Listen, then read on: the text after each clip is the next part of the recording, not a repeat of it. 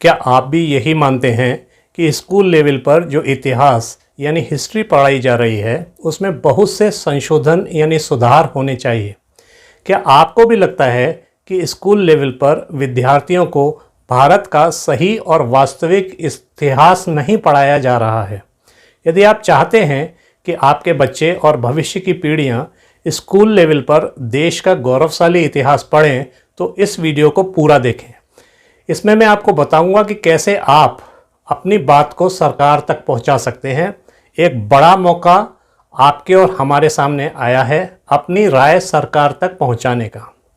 इस मौके पर मिलकर कोशिश करनी होगी, बस थोड़ा सा जल्दी करनी होगी। नमस्कार, मैं हूं अनंत विश्वेंद्र सिंह। आपका मेरे इस चैनल में स्वागत है। उम्मीद है आपने मेरा यह चैनल सब्सक्राइब कर लिया होगा। नहीं किया है तो अभी कर लें, बेल आइकन दबा दें, नोटिफिकेशन ऑन कर दें, जिससे मेरा कोई वीडियो आपसे न छूटे। क्योंकि देखोगे तो समझोगे और समझोगे तभी जीतोगे। अब ध्यान से सुनिए। वैसे तो आप ध्यान से ही सुनते हैं, लेकिन इस वीडियो में ज़रा ज़्यादा ध्यान देने की ज़रूरत है, क्योंकि जो आपको करना है उसके लिए समय बहुत कम है। और यदि आप टीचर हैं, हिस्ट्री के टीचर हैं, स्टूडेंट हैं या पेरेंट हैं, तब तो आपकी जिम्मेदारी और भी अधिक बढ़ जाती है।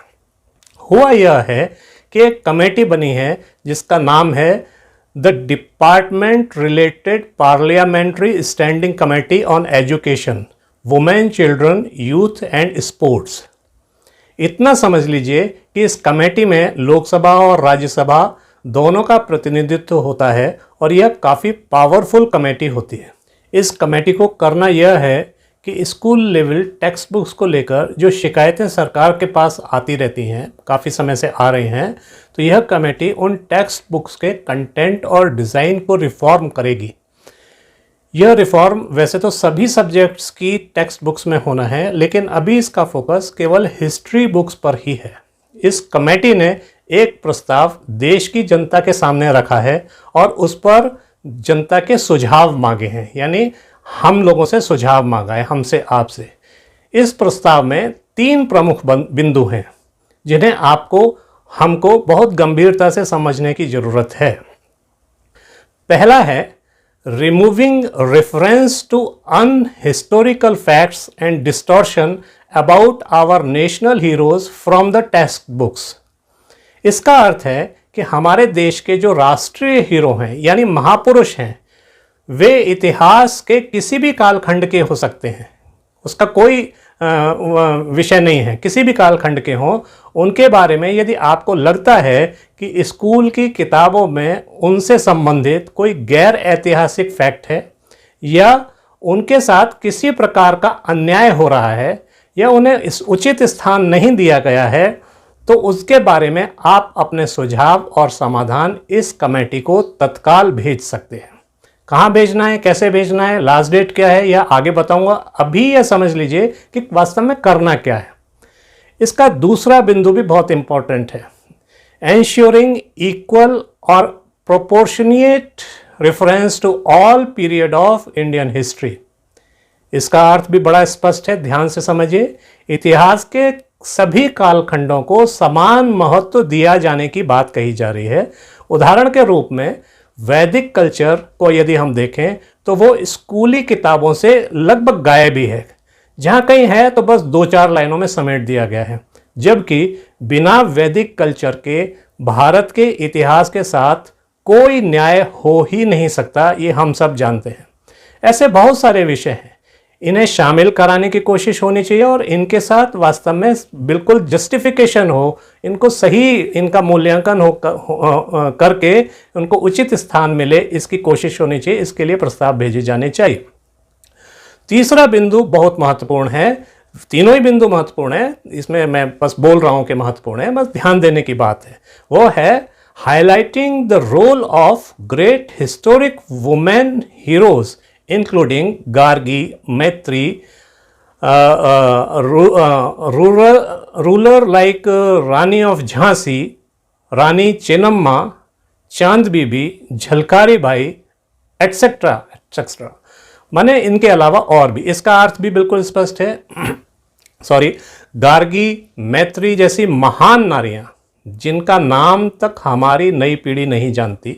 रानी चेन्नम्मा, इतिहास में 2 रानी चेन्नम्मा हुई हैं। हमारे विद्यार्थी एक के बारे में भी नहीं जानते। क्या और कितना बड़ा बलिदान था उनका देश के लिए, वे कुछ नहीं जानते। रानी चेन्नम्मा पर मेरा वीडियो उपलब्ध है, ये जो स्क्रीन पर दिख रहा है ये वीडियो उपलब्ध है, इसको देखें समझें, लिंक नीचे डिस्क्रिप्शन बॉक्स में है और इस वीडियो के अंत में भी इसका मैं लिंक दे दूंगा। ये वीडियो पूरा देखने के बाद आप देखेंगे, उसे ज़रूर देखें, मेरा आग्रह है आपसे, आपको वास्तव में गर्व होगा। ऐसी अनेकों महान नारियों का योगदान और बलिदान इतिहास की पुस्तकों में उचित स्थान पाए, यह प्रयास आपको और हमको मिलकर करने होंगे। इन 3 बिंदुओं के अलावा भी यदि आप कुछ अन्य सुझाव भी देना चाहते हैं तो मेरे अनुसार उन सुझावों को अवश्य ही इस कमेटी को भेजना चाहिए, क्योंकि वो फिर आगे के लिए अलग फाइल बन के रख जाती है। हो सकता है वो सुझाव अभी भी शामिल कर लिए जाएं। इसके लिए आप सीधे अगर कोशिश करेंगे तो अभी जो यूजीसी ने एक बीए हिस्ट्री के पाठ्यक्रम में जो संशोधन का ड्राफ्ट तैयार किया है, जिसका ये वीडियो मैंने बनाकर आपके सामने अभी कुछ दिन पहले रखा था, इस वीडियो को ध्यान से देखेंगे तो बहुत सारे विषय आपके ध्यान में आएंगे जो स्कूल स्तर पर पढ़ाए जाने चाहिए। उस वीडियो को देखकर कई सारे लोगों ने कमेंट भी किए हैं उस वीडियो के कमेंट बॉक्स में कि ये सब स्कूल स्तर पर भी शुरू होना चाहिए। उनसे भी मेरा आग्रह है कि वे ज़रूर एक ड्राफ्ट बनाकर इस कमेटी को भेजें।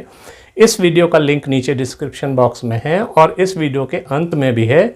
इसमें से बहुत सारे विषय आप ले सकते हैं, इसको आप देखेंगे तो आपको समझ में आएगा। जैसे उदाहरण के लिए आप सुझाव भेज सकते हैं कि उस ड्राफ्ट के पहला पेपर है, माने ये यूजीसी वाला जो ड्राफ्ट है इसका पहला पेपर है द आइडिया ऑफ भारत। इसमें यूनिट 1 का पहला टॉपिक है अंडरस्टैंडिंग ऑफ भारतवर्ष, यानी भारतवर्ष को समझना। ये टॉपिक निश्चित ही स्कूल लेवल बुक्स में जोड़ा जाना चाहिए।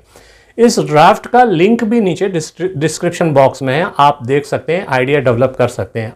आर्यन, उदाहरण के लिए एक और उदाहरण बता रहा हूँ, आर्यन इन्वेजन थ्योरी, इसको डिनाई करना चाहिए क्योंकि यह अब सिद्ध हो चुका है कि यह भारतवासियों में फूट डालने के लिए एक झूठी और मक्कारी भरी थ्योरी है जो अंग्रेजों ने गढ़ी थी। इसे हर हालत में निकाला जाना चाहिए। इसी प्रकार छत्रपति शिवाजी महाराज द्वारा स्थापित हिंदू पद पातशाही यानी हिंदू साम्राज्य क्या था, कैसा था, यह स्कूल लेवल पर निश्चित ही पढ़ाया जाना चाहिए। 1857 का स्वतंत्रता संग्राम तो अवश्य ही स्कूलों में पढ़ाया जाना चाहिए।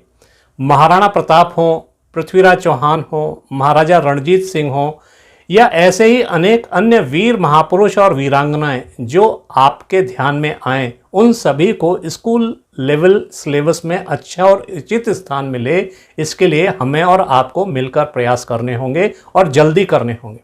इसके लिए हमारे पास यह मौका है, बस थोड़ी सी मेहनत करनी है। आपको आपके मतलब की एक घटना सुनाकर, पुरानी घटना है, काफ़ी पुरानी घटना है लेकिन ज़रूरी है इस संदर्भ में, इसलिए घटना सुनाकर अपनी बात समाप्त करता हूँ। लगभग 25-30 वर्ष पहले की बात है। दूरदर्शन, जब ये टीवी जो रूटीन के टीवी हैं वो नहीं थे, तो ये दूरदर्शन ने संस्कृत भाषा में समाचार शुरू किए थे, यानी हिंदी, अंग्रेजी और संस्कृत समाचार आते थे। इन 3 भाषाओं में समाचार आने लगे थे। संस्कृत भाषा वाले समाचार कुछ समय बाद अचानक बंद कर दिए गए। जब ये बंद हो गए तो देश भर के राष्ट्रवादी लोग जो संस्कृत समाचार शुरू होने पर बड़े खुश हुए थे, उन्होंने पता किया कि ऐसा अच्छा काम अचानक बंद क्यों कर दिया गया। कुछ लोगों ने इसके लिए प्रसारण मंत्रालय के उस विभाग में संपर्क किया जो इसके लिए जिम्मेदार था। तो वहाँ के अधिकारियों ने काफ़ी दुखी होकर वो वाला हॉल यानी विशाल कमरा इन राष्ट्रवादियों, संस्कृत प्रेमियों को दिखाया, स्वयं जाकर दिखाया, जिसमें संस्कृत में समाचार प्रसारण के विरोध में उनके पास देश भर से पत्र यानी लेटर्स आए थे और उस हॉल में भरे हुए थे। लाखों की संख्या में ये पत्र थे। वहीं इन समाचारों के, संस्कृत में समाचारों के जो समर्थन में पत्र आए थे, वो एक अधिकारी के ऑफिस की टेबल की ड्रॉज में रखे हुए थे। आप अंतर समझ लीजिए। ऐसे अनेक उदाहरण हैं। अच्छे लोग, राष्ट्रवादी लोग, देश का हित चाहने वाले लोग चाहते तो हैं कि ऐसा हो जाए, वैसा हो जाए, पर उसके लिए प्रयास बहुत कम लोग, काफ़ी कम लोग करते हैं। और आपको ये समझ लेना चाहिए कि लोकतांत्रिक व्यवस्था में उन्हीं लोगों की बात सुनी जाती है जो अपनी बात कहने में मुखर होते हैं। अतः यह ना सोचिए, बिल्कुल भी यह ना सोचिए कि मेरे प्रस्ताव भेजने से क्या होगा। माने इस कमेटी को यदि आप प्रस्ताव लिख के भेजेंगे, ईमेल आईडी से भेजना है, मैं नीचे बता रहा हूँ अभी कहाँ पर भेजना है, तो उससे भेजने से क्या होगा, कौन सुनने वाला है, कौन देखेगा। मैं अपनी बता रहा हूँ, मैं तो निश्चित एक प्रस्ताव भेजूंगा, प्रॉपर प्रस्ताव बनाकर उसे ज़रूर भेजूंगा। और आप भी एक अच्छा प्रस्ताव बनाइए और भेजिए। कहाँ भेजना है आगे बताता हूँ। इसके साथ ही एक आग्रह और आपसे कर दूं कि अपने साथियों को, मित्रों को इस संबंध में यह वीडियो शेयर करके उन्हें भी ये जानकारी दीजिए, यह वीडियो उनके पास शेयर करिए और इन्हें जानकारी देकर प्रेरित करें, उन्हें जागरूक करें कि वे भी इसके लिए पहल करें।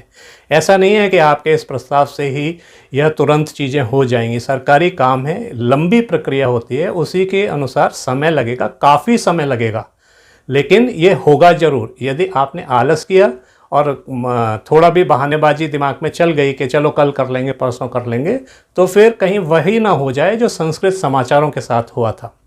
यह प्रस्ताव भेजने की अंतिम तारीख अब मैं आपको बताता हूँ। इसकी अंतिम तारीख अगली जो आने वाली 15 जुलाई 2021 है। इसलिए मैं बार बार कह रहा था कि समय बहुत कम है, इसलिए जल्दी कीजिए। 2 बार ये डेट बढ़ाई जा चुकी है, फिर ट्विटर पर जाकर लोगों ने आग्रह किया मंत्रालय में और कमेटी को कि ये डेट बढ़ाएं। इससे 2 बार बढ़ाई जा चुकी है। अब शायद ये संभव नहीं होगा कि ये तीसरी बार भी इसको बढ़ाया जाए, अतः जल्दी करनी होगी। प्रस्ताव इस मेल आईडी पर भेजना है, ये जो आपको दिखाई दे रही है, ये नीचे डिस्क्रिप्शन बॉक्स में भी आपको मिल जाएगी, वहाँ पर भी मौजूद है। उम्मीद है आपको विषय स्पष्ट हुआ है और इसलिए आप जल्दी पहल करेंगे। एक बार फिर आग्रह, चैनल सब्सक्राइब कर लें, कमेंट करें, लाइक शेयर करें। अपना और अपनों का ख्याल रखें, प्रसन्न रहें। नमस्कार।